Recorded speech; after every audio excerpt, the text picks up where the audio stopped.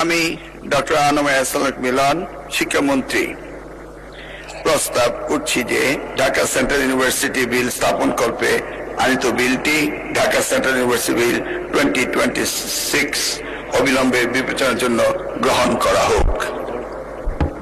ধন্যবাদ মাননীয় মন্ত্রী। সংসদের সামনে প্রশ্ন হচ্ছে, সংসদে উত্থাপিত আকারে ঢাকা সেন্ট্রাল ইউনিভার্সিটি বিল 2026 অবিলম্বে বিবেচনার জন্য গ্রহণ করা হোক। যারা এই প্রস্তাবের পক্ষে আছেন তারা হ্যাঁ বলুন, যারা এই প্রস্তাবের বিপক্ষে আছেন তারা না বলুন।